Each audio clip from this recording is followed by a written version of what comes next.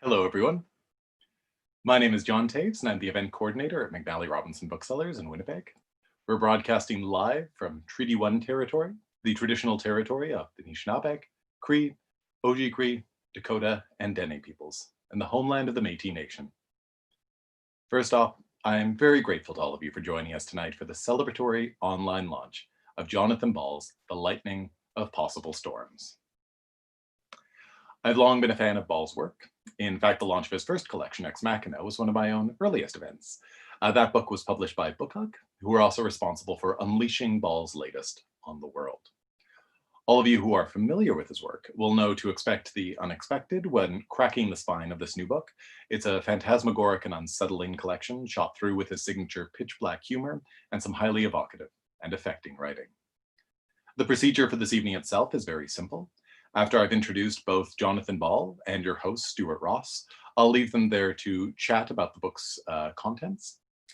You'll notice that there's a Q&A option at the bottom of the screen, which is right there. Please feel free to click that button at any time if a question does occur to you. Now, I'll just introduce both of tonight's participants. Jonathan Ball is the author of 8 books, including Ex Machina, Clockfire, and The National Gallery. He lives in Winnipeg and has won many awards, including a Manitoba Book Award for Most Promising Manitoba Writer. He hosts Writing the Wrong Way, a podcast for writers who strive to be bold and readers who crave something new. You can visit him online at jonathanball.com. Your host, Stuart Ross, is a writer, editor, writing teacher, and publisher. He is the winner of the 2019 Harbourfront Festival Prize for his contributions to Canadian literature. He's the author of 20 books of fiction, poetry, and essays, including, most recently, Motel of the Opposable Thumbs, which was published by Anvil Press. Stuart was the 2010 writer-in-residence at Queen's University. Through his imprints at Mansfield Press, 2007 to 2017, and Anvil, 2018 to present, he has mentored many first-time authors and worked with dozens of mid-career and senior authors.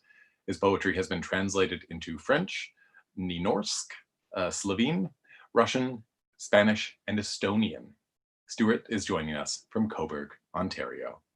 Please put your virtual hands together and warmly welcome Stuart Ross and Jonathan Ball. Hello, hello. Thanks, everyone. Thanks, John. Thank you so much, John, and it's good to see you, Jonathan.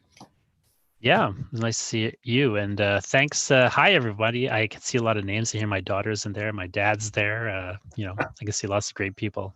So thanks. Right. I appreciate it. Suzette, my hero, is in there. Suzette Mayer. Cool. But yeah, thanks for coming, everybody. So, Jonathan, I edit a lot of books, and I edit hideous books and great books and romance novels, and maybe every 3 or 4 books out of 10 are like books that I take such pleasure in and wish I had written myself, which is always my thing. I wish I had written that book myself. Editing your book was a real, I'll just hold that up there again, a real profound pleasure. It felt a lot like a conversation with you, aside from the actual conversations we had, which also felt a bit like having a conversation with you. And I find the book challenging. I find the book mind-bending, a little mind-boggling. And I really, really admire, the thing I think I admire most is the wildly different things you accomplish just within these 2 covers. The weird micro stories, the different kinds of personas, the different kinds of narratives, the meta on top of the meta on top of the meta. So this was a blast to work with. Could you tell me, can you pinpoint the very first thing you wrote that ended up becoming part of this book? Absolutely. In 2001, I wrote the story called The Dark Part of the Sky. I wrote it for George Tolls's. If anybody knows George Tolles in Winnipeg, he's best known as a screenwriter for Guy Maddin's movies, or many of Guy Maddin's movies. But he was my professor in University of Manitoba doing my English and film studies.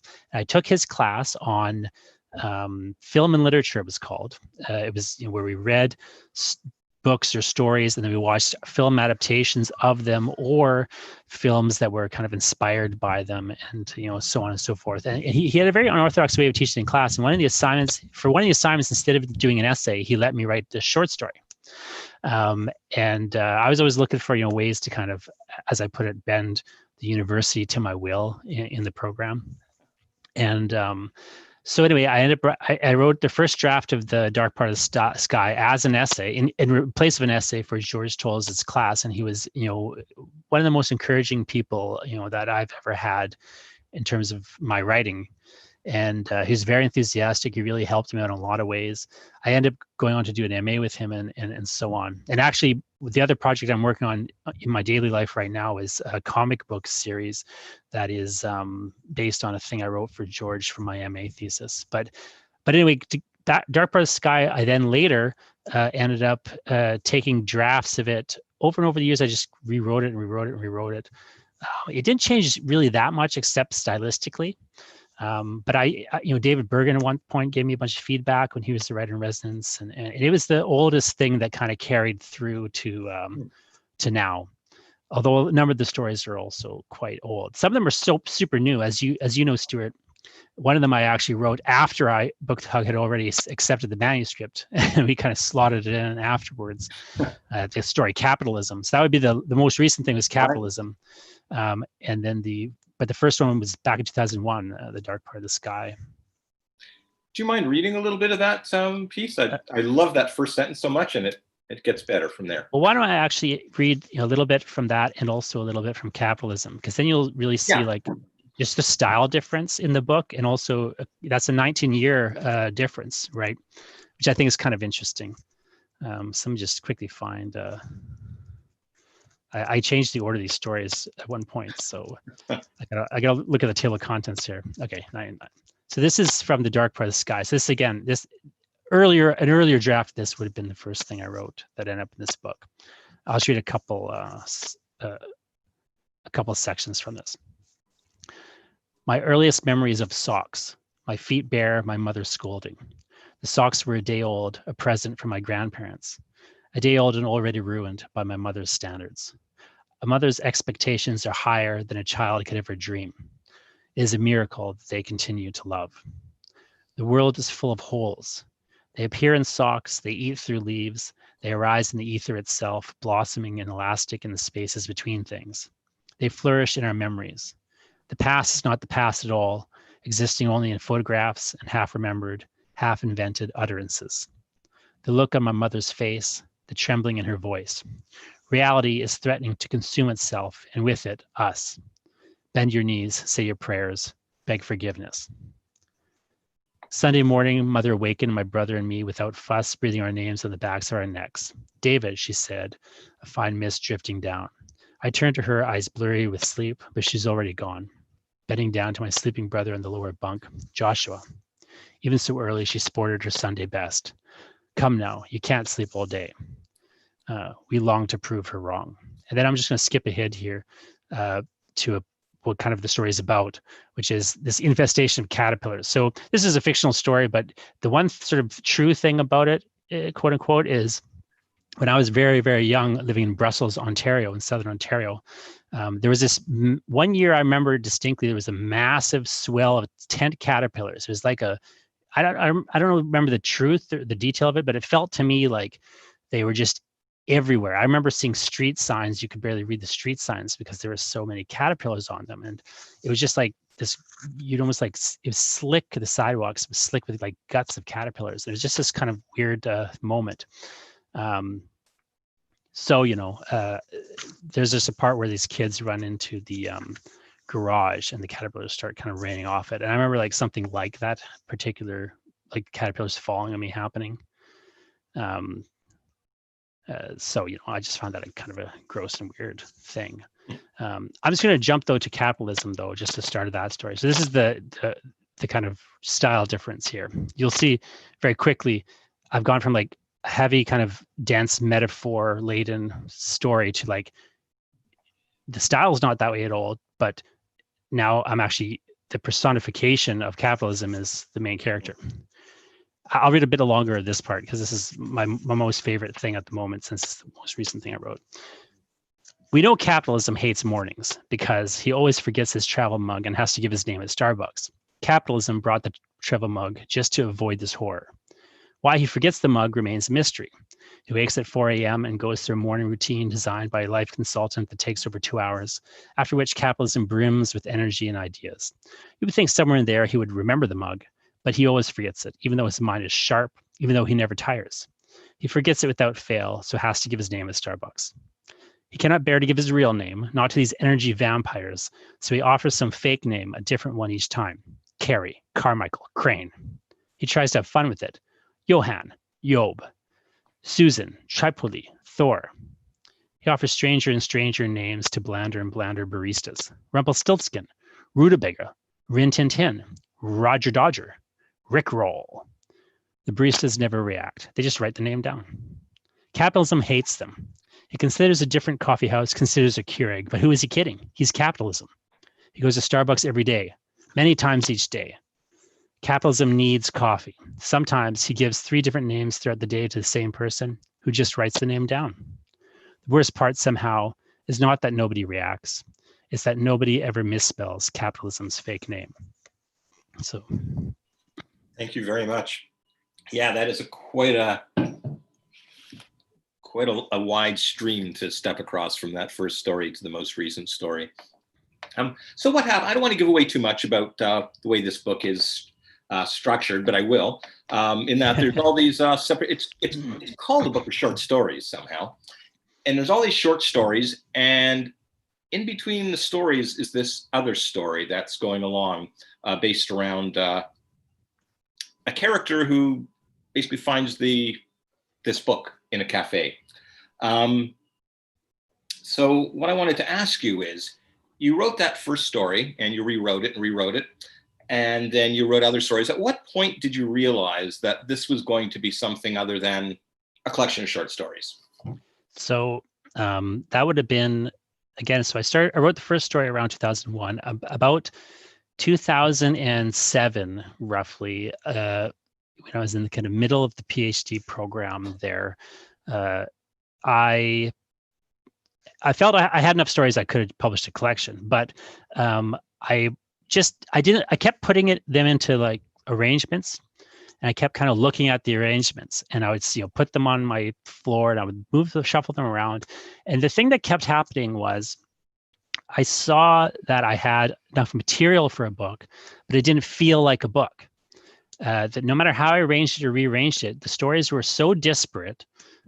So I had more material than I needed for a book. So like I've written stories that aren't in this book, right? And so one of 2 things would happen with every one of my arrangements. I would arrange them either stories that fit together, either because they had the same set of themes, they were the same type of story or what have you. As soon as I had a bunch of stories that felt like they fit together, I was dissatisfied because they were too the same. I just felt like I've got as wild as my stories are, I have very few preoccupations. I like to write about people trapped in a situation. I like to write about 3 or 4 characters. I don't like to have, I rarely write stories with more than 2, 3 characters. I like to write about reality shifting and changing. Like I've got a set of things that I do again and again, but then I've got like a varied approach to them. And so, I had one sort of version of the book was always stories that just felt too much alike. But then the other version of the book just didn't seem like a book at all. Like it seemed like there's no connection with these things. Why even put them in a book?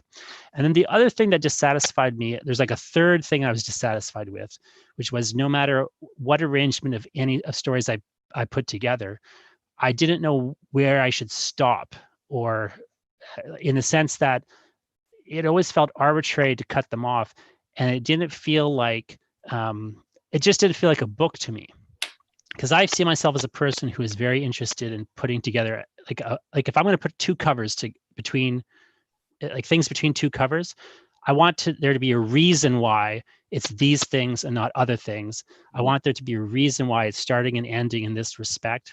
So my constant dissatisfaction with my own work, and also with just short story books I read, is I want to see build across the book. Like the one thing I like about a novel, one of the things I like about the novel is that you have a build throughout it. And as you're getting closer to the end of the novel, the pace is picking up. And there's other sort of things like that happening. But I never see that happening in short story books. I've seen maybe a handful of short story books that have done that successfully. So Tony Burgess's Ravenna Gets is one. Natalie Capel's How I Came to Haunt My Parents is one. But there's very few short story books that actually have that quality where as you're kind of going through the book, the pace is increasing and it's becoming, it feels like it's approaching a conclusion in a manner of speaking. Usually they just do a trick like put a longer story at the end or something, like you could put a novella at the end or something. And there's nothing wrong with that, but I don't have stories that long. Like I don't like to write very long stories. So it just wasn't really, I didn't like the fact that it was not feeling like a novel, even though it was a short story book. There was no reason for it to feel like a novel. So it was kind of like it was a weird complaint, but it was my complaint that I had about my own book that wasn't even written yet. And then I was also having that thematic thing where it just felt like they were too much the same or they were too different. And I was trying to think of how could I have my cake and eat it too and solve all these problems. And I hit upon, and then I ended up read Italo Calvino's If on a Winter's Night a Traveler. And if you've read that book, he alternates in between chapters of somebody who's reading the book and telling you about how you're reading this book and all these things that are happening to you as you try to track down a copy of Calvino's book, which is not flawed. And then every second chapter is this first chapter of an imaginary book. So I really like that structure. And I was thinking maybe I could steal something like that structure for this short story book where I could have this build, but also effectively you've got alternating, instead of chapters, I was going to have maybe just different stories kind of thing. And then, so I kind of like cribbed that idea a little bit. And then also you, Stuart, came to Calgary in this period to launch Buying Cigarettes for the Dog, which is a short story book that I really loved. And I remember I like the crackling energy of that book and a lot of the stories in that book. So I end up kind of writing a bunch of news stories around that time, sort of because trying to sort of mimic your kind of rapid fire pace and style. Like I went in a different direction with it, but the story, Nightmare Ballad of the Drunken Brand Identity, with a cameo by Shakespeare and a title that cannot get worse. So that story is directly like coming out of you writing Buying Cigarettes for the Dog, and me kind of wanting to kind of steal certain tricks from that book, if that makes sense. Maybe I'll just read it. I loved that story too. So if you don't mind, I'll read like just a little section from that. Because this is one of my favorite things that I've ever written. The Nightmare Ballad of the Drunken Brand Identity, with a cameo by Shakespeare and a title that cannot get worse. So I'm going to skip to like a middle part of the book, story where this guy, what is happening in the story is there's this character, you. Sometimes it's you, sometimes it's he. It can't stabilize who this character is. He's sort of drinking himself to death or trying to, but it's not working fast enough. He's sort of suffered this trauma. We don't know what the trauma is till the end of the story, but he's sort of trying to destroy himself. But meanwhile, he's working at this marshmallow fat company, and his specific job at the marshmallow company is that he has to try to sell marshmallows to teens that are going to use them for sex somehow. So that's like his specific job. So at one point he creates a task force to come up with a new brand for this marshmallow product, a new kind of branding identity. And this guy, Bob, who's his rival at work, he cuts out of the task force because it was Bob's idea initially, and he stole the idea and like cut Bob out of the task force. So there's a great moment here. Jesse's on this in this chat here, my daughter Jessie. And at the time I wrote the story, I was kind of thinking back to your book. This is a number of years later, though. I was finally getting this draft to work like years later. And Jessie at the time was in her high school or grade school or high school class is reading King Lear.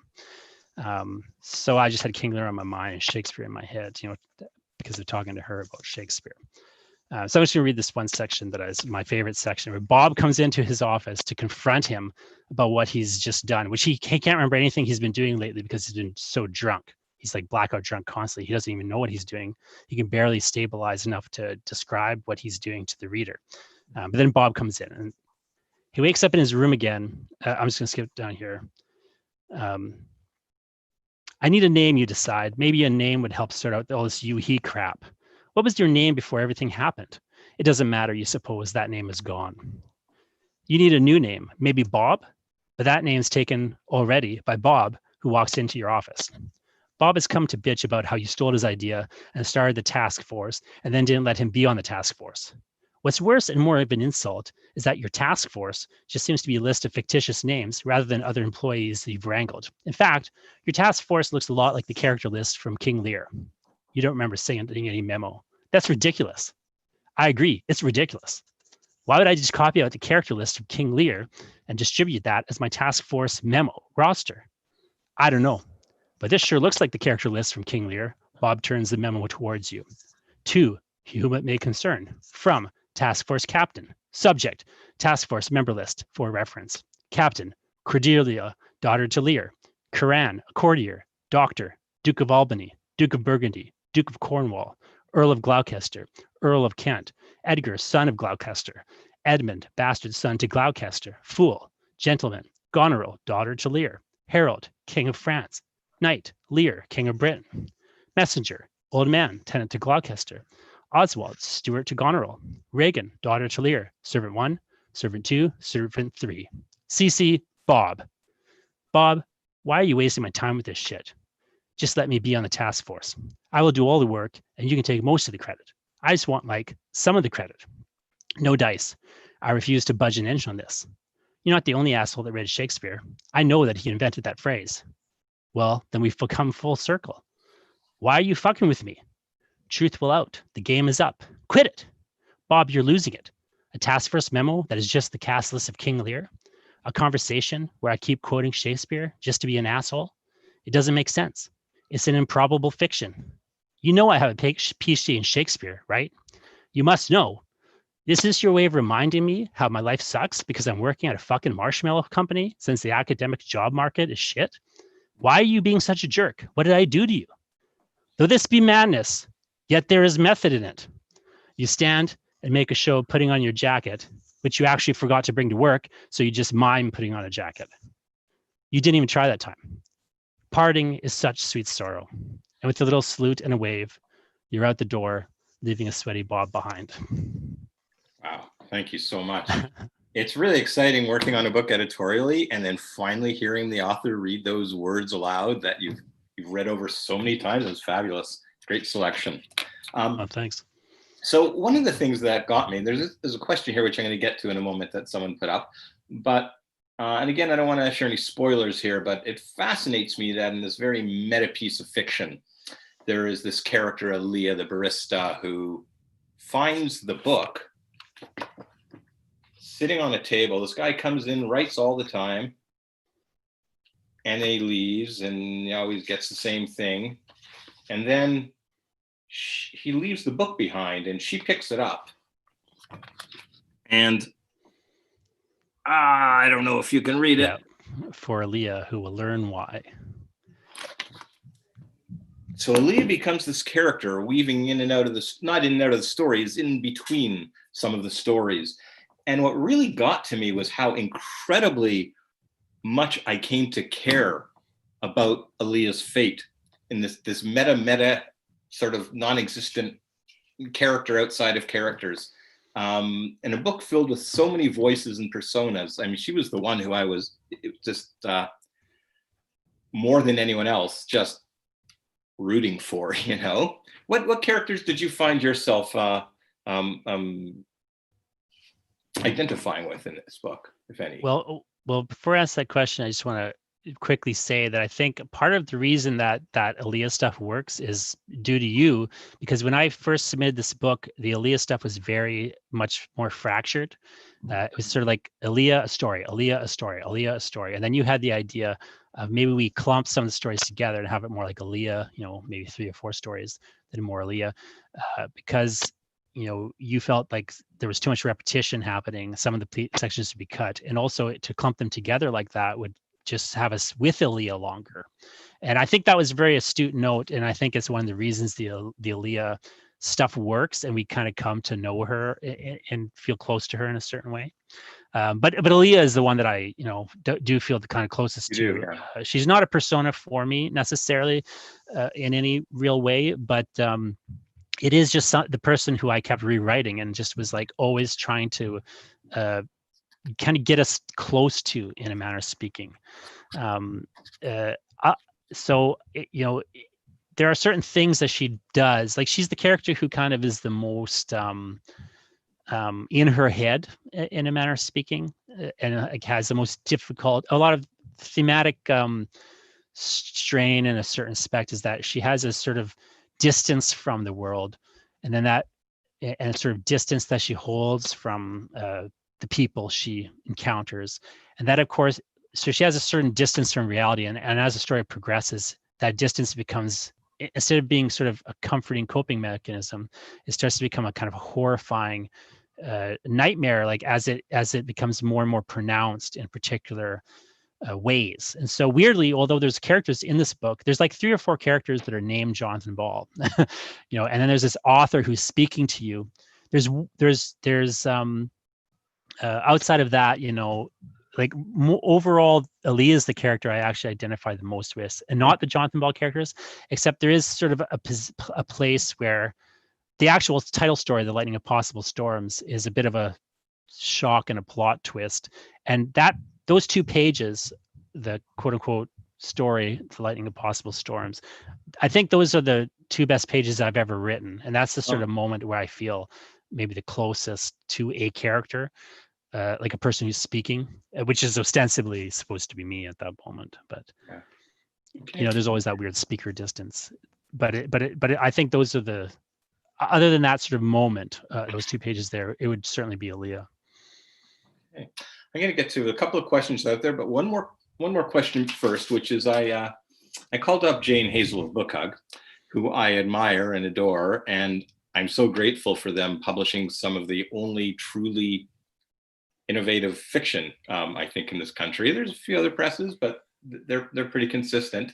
I asked them why they chose this book, and one of the things they said was, each story is a separate narrative that can be enjoyed on its own, but they've been pulled together so they can be read as a larger narrative that somehow exists outside of the book itself, an existence that grows in the mind of the reader.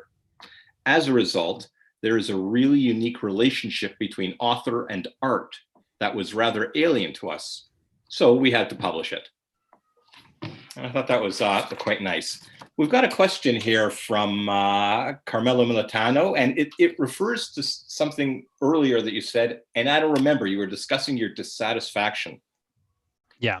And we have the question. Carmelo asks, does your dissatisfaction include length of the book or even the short story?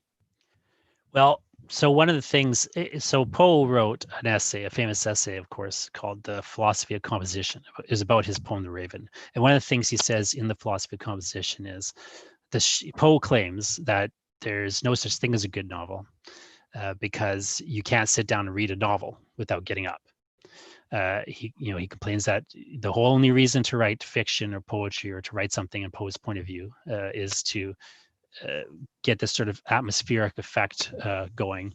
And he claims that as soon as you break the atmosphere, like as soon as you put the thing down, which of course, he claims you have to do for a longer narrative. People just don't sit down and read for 4 hours, or 5 hours, 6 hours. So he claims that the short story is really the only form other than the poem where you can build this sort of unified effect throughout. So I don't really fully agree with that. I mean, I prefer novels and I like going in and out of stories and so on. But I do kind of understand what he's talking about in terms of the atmosphere thing. And especially as a person who sees himself as primarily working in a sort of weird experimental horror vein. Like I don't always do that, or at least it's not recognizable always when I'm doing that. But I'm very interested in sort of visceral, I'm really interested in combining like kind of experimental meta, unusual techniques with a kind of visceral reaction. Like I don't want it to be cold and clinical and analytic. I want it to be I want you to kind of feel comfortable and then to kind of go for your throat in a certain sense. Like I just want to keep alternating between those sorts of positions. And it's hard to do the longer things go. So I tend to write short, either write short stories or I write short chapters. I like to write poetic sequences, like things that are not too long, but not too short. When I'm working on a longer piece, like, I've got some novels in that I'm working on and so on.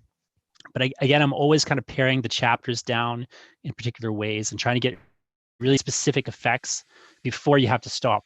Like I want to control when you pick it up and put it down, and have like a certain control, or at least a suggestible way I'm kind of leading you through things. So partly though, to go back to the question, like it is a bit of a thing where, again, I want kind of to have a cake and eat it too. Like I want to be able to write a long piece, like a book length piece, but be able to segment it up and almost kind of lead you through through reading it. Like I want to almost control when you put it down and come back to it.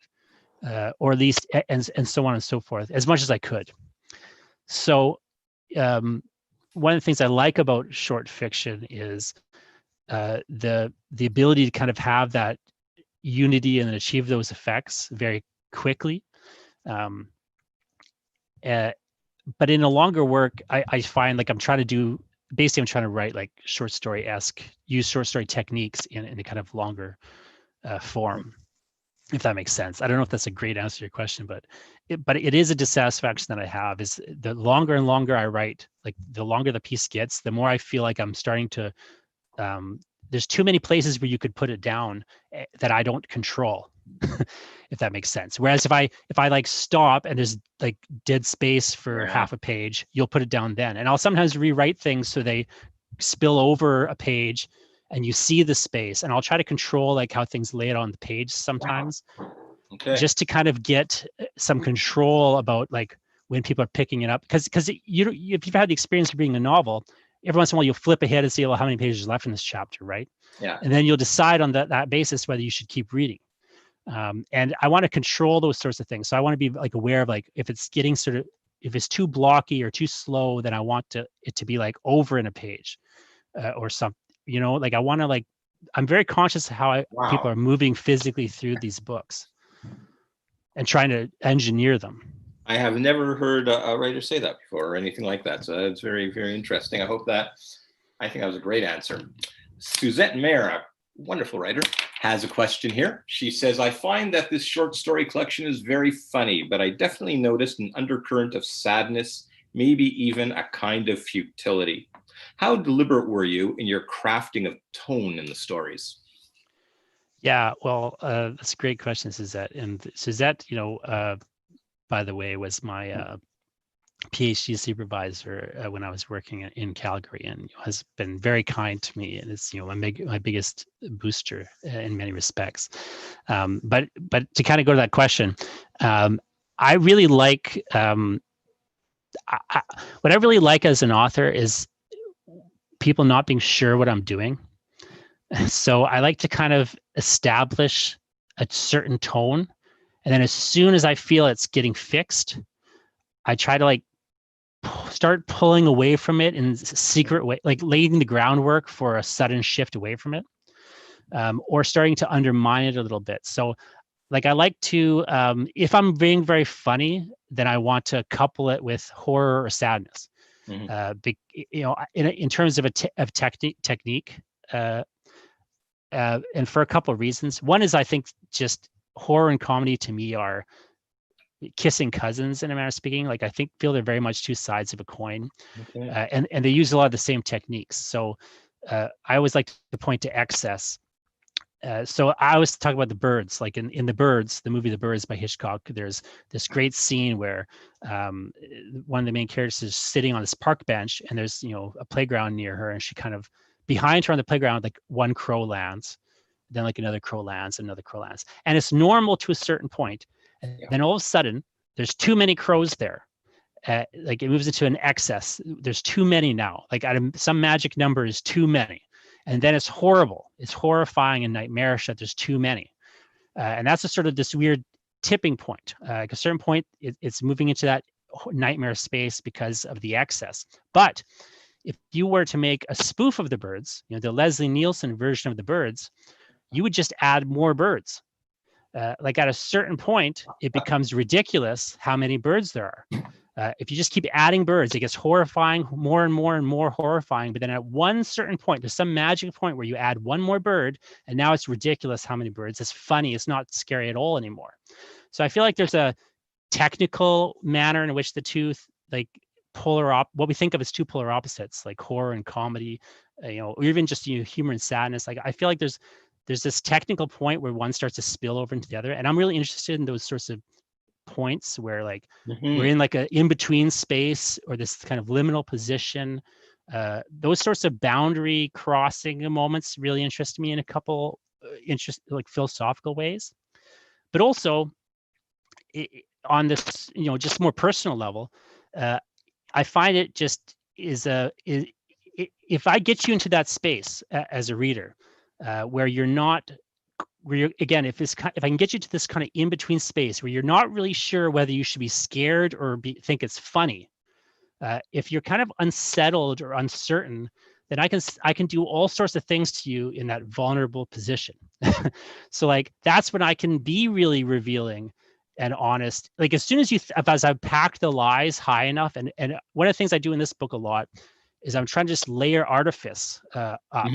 And as my friend Guy Madded, has kind of taught me through his work, the more artifice you stack up, the more obviously artificial what you're doing is, and the more clearly manufactured what you're doing is, the more people don't expect honesty. And they don't expect directness, and they don't expect sincerity. And so their defenses are down.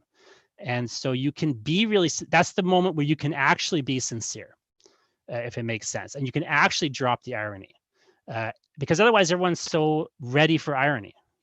Once you stack irony on them till they're drowning, that's the point where they're they're just not ready for you to say something real. And so it can actually transmit in a weird sort of way. Yeah. Whereas otherwise they're suspicious of it. So I feel like it's just a way that I'm kind of, again, trying to almost, I think in a weird way, the best way to be direct and honest in art is to make it very clearly art, and not try to put the pretense that otherwise like honesty and directness becomes this whole, fake thing, as we see all the time on social media. I think Patricia Highsmith, who's one of my favorite writers, plays with that as well too, to some degree. And she also you've got your caterpillars, and Hitchcock has his birds, and she has her snails. And the things are horrifying and comical at the same time. And at some point you just get confused about whether you're revulsed or just think this is nuts. Tony Burgess, who is a writer that both you and I admire a lot, has a question here. He says, hey, hi, Tony. Did you find a master structure intention to novelize the parts? What was the key to that? Parts of having more to do with something beyond them, or, and then he says, you're kind of answering my question now as you talked, but did you find a master structure intention to novelize the parts? What was the key to that? The parts having more to do with something beyond them. I think the key so I can answer that question partially, of course, Tony, but I think the key to it in many ways is when I was over the years looking at your books, Tony, the thing that I like the most about your work is if people don't know Tony Burgess's work, one of the things that is I wrote the introduction for a book called The Bewdley Mayhem, which is a collection of Tony's first 3 books, including Pontypool Changes Everything, which is his most well-known book because it was made of that Pontypool movie. But one of the things I note in the introduction is what I like about horror stories is their obsession with reality and what is real, what isn't real, what is true, what is not true. One of the things that's interesting to me about the horror story is this kind of reality obsession. But one of the things I dislike about horror stories is stylistically, they tend to be written in a very direct and straightforward manner. And to me, if these things are so horrible, it should be hard to talk about them.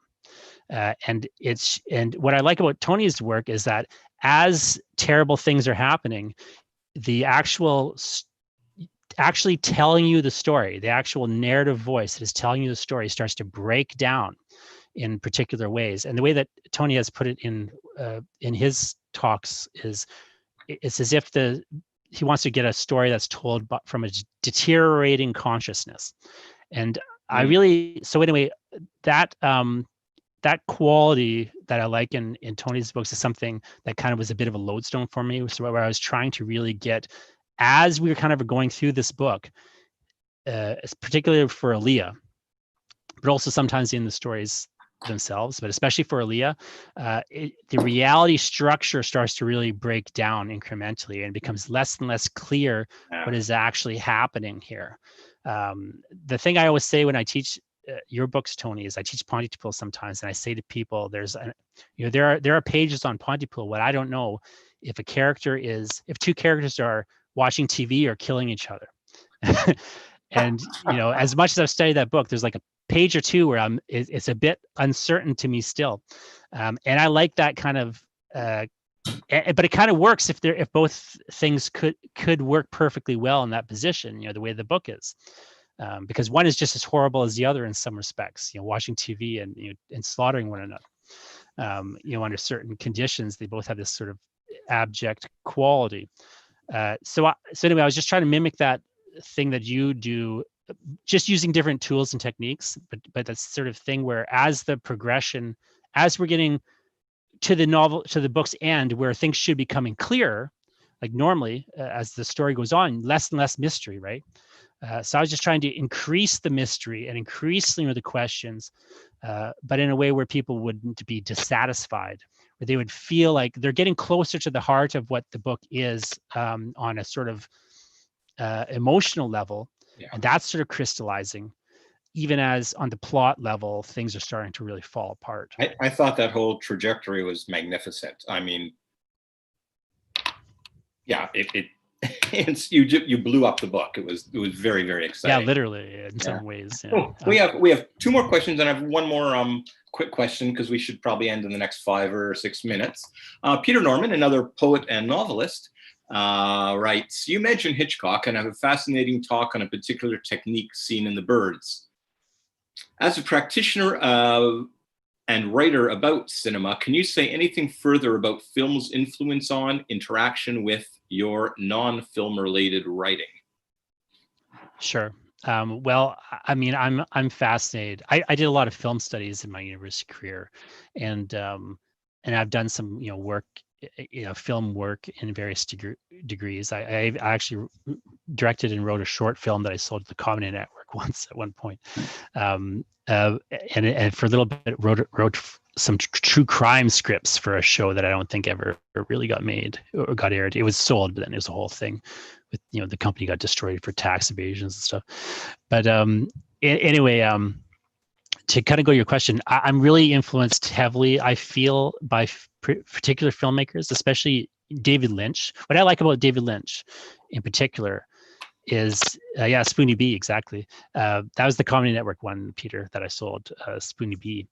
But what I did, David Lynch is the particular person whose work I like.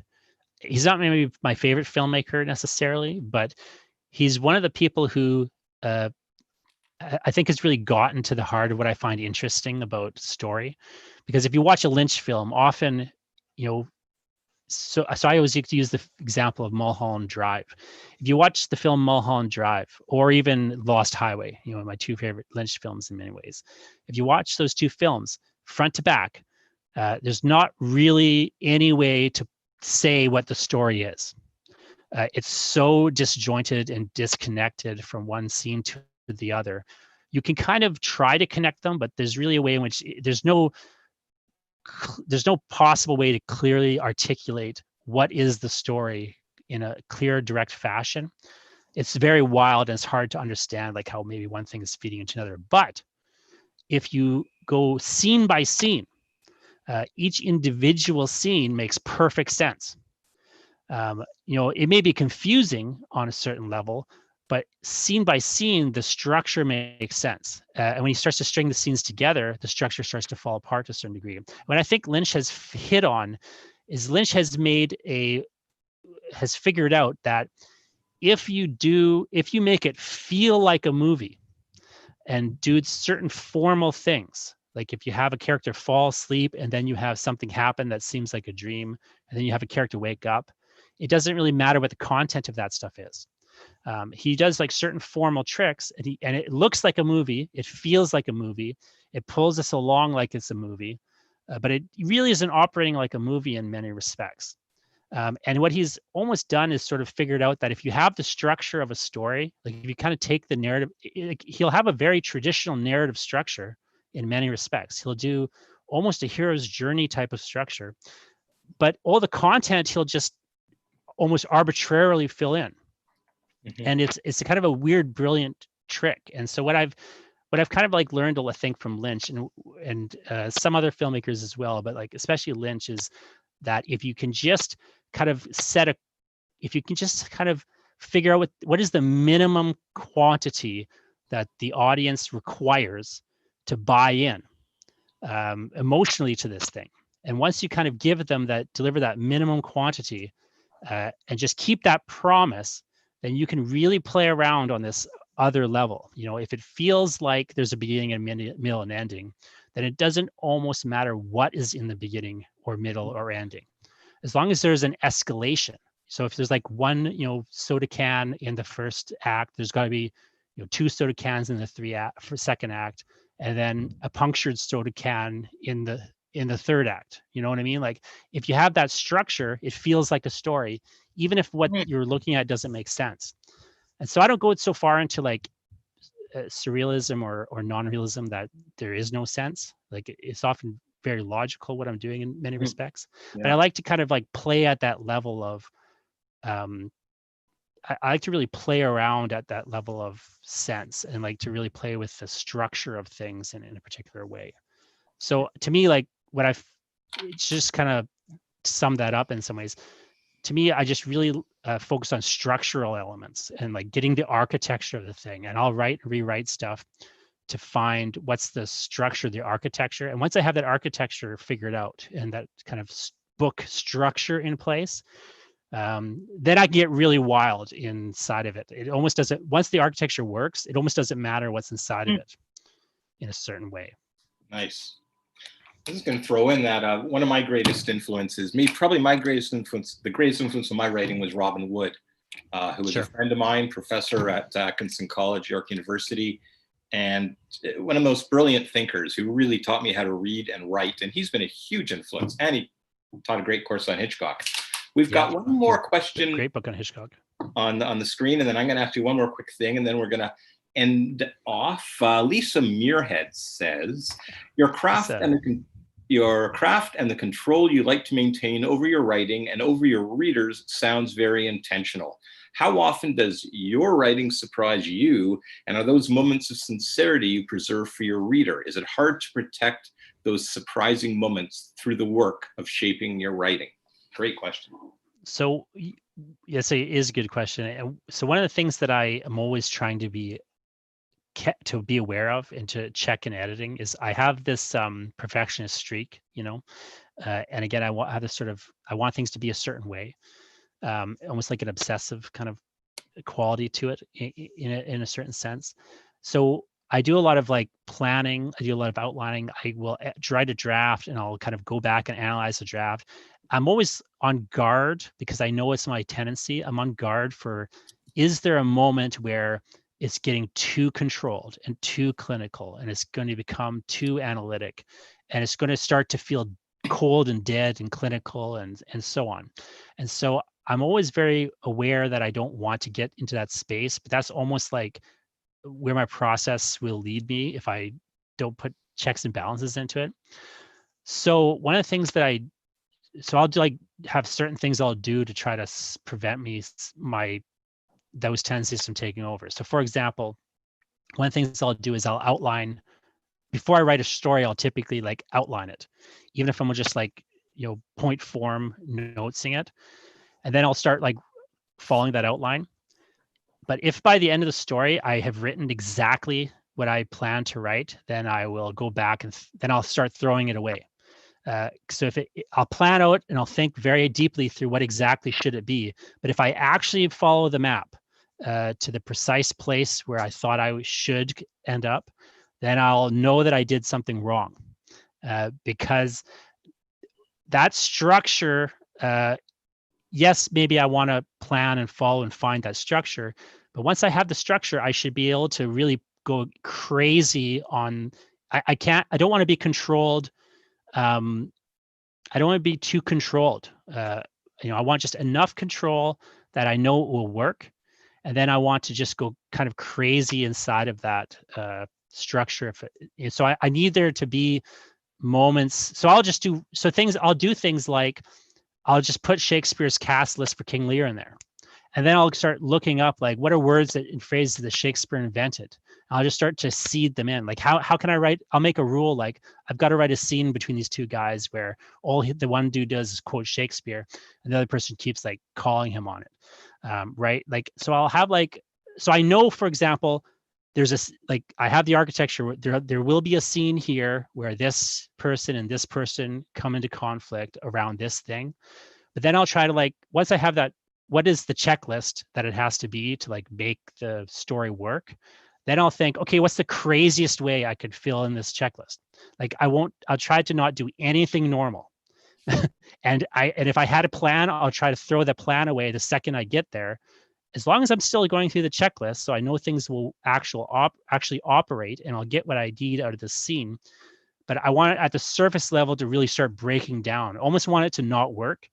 If that makes sense. I'll try to sabotage my own structure. Once I have a structure that I know will work, I'll try to sabotage it. And if I get right to the verge of it collapsing, I feel like I'm in a good spot. Wow, this is beautiful hearing that makes sense about your work. Oh yeah. I'm just gonna ask you more question here. I see so much sort of cookie cutter fiction out there that gets published, Canada, US, etc. Anyway, it's kind of exasperating. Do you have any theories on why there's so little experimental fiction out there in contrast maybe to, there's a lot of experimental poetry, but fiction, what the hell is going to happen to Canadian literature, Jonathan Ball? It's a good question, because if you actually jump back to the 60s or 70s even, you just had a lot more of it, right? In compared to say now. Whereas I think it's just moved around. Honestly, I don't feel like there's not there. I think it's just moved into different places. So because of market forces. So right now I feel like the most interesting stuff is happening in horror, because in the horror genre, and I specifically I'll look at horror film as an example. So for example, in horror film, you don't need a star. You don't need necessarily the budget that you otherwise have. You have an audience that's trained to accept extreme material. In fact, they hunger for extreme material. And so there's a certain level at which they demand a certain amount of risks. And there's just there's a market force, a set of market forces there that allows for experimentation in a way that, say, mainstream film does not anymore. It used to be you had these independent films, and that kind of market has collapsed in some respects. It's but in some ways it's moved to streaming services, but not quite, right? Because there just isn't the money there that people think there is. Right. So I think in some way in fiction, I think a lot of the experimentalism has basically weirdly has gone to the genre markets. If you actually look at the genre markets, I find them more risky. I find genre fiction, horror, sci-fi, and so on, to be more experimental than Jeff Vandermeer is a person that I think you can point to as, here's a guy who is not really doing anything approaching mainstream fiction at all. He's kind of had a bit of crossover success, but really, that's where the stuff has gone in the modern marketplace. I find it weird, that traditionally the sort of literary establishment has ceded its actual literary qualities to the genre markets in a weird sort of way. And you'll see now the authors have really caught on to that, and you're starting to see Neil Hopkinson move into comics and writing Sandman comics, and you started to see Carmen Maria Machado has did a DC comic story for Hill House comics. I just feel like it's just moved around, and now in the now the mainstream literary establishment is so afraid because of just how thin the profit margins are to take these risks that the genre markets are taking, but they have more ability to do it because of the pay. in a manner of speaking.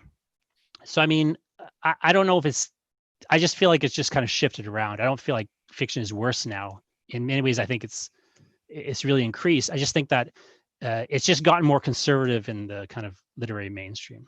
Okay, that was a fascinating analysis, and I hope you'll read my next romance novel. Yeah, and for sure. we're gonna wind it up. And I just want to mention this is the book right here, and John Taves of McNally Robinson is going to pop up in a moment and say a few words and tell you how you can get hold of this book. And congratulations, Jonathan, and what a pleasure to work with you. And thanks to everyone who's joined us tonight. Yeah, thanks so much. I appreciate it. And thanks, John. Absolutely. And thank you both. That was a really fascinating conversation. I'll close by pointing out, in the spirit of naked capitalism, as befits the book, copies of The Lightning of Possible Storms are available from McNally Robinson booksellers, either online, over the phone, or in person. We also mail out books far and wide, if you're so inclined. This event was streaming via YouTube, and a recording will remain if you'd like to revisit the conversation or pass the link along to someone who was unable to attend. In closing, many thanks once again to our good friends at BookHug for publishing this work and some of the finest and most interesting literature, poetry, and nonfiction that's coming out in Canada today, for helping to organize this launch, to Stuart Ross for hosting. It was a great pleasure to have you on board. And of course, to Jonathan Ball. Here's wishing everyone out there a really wonderful night. Thank you again for joining us.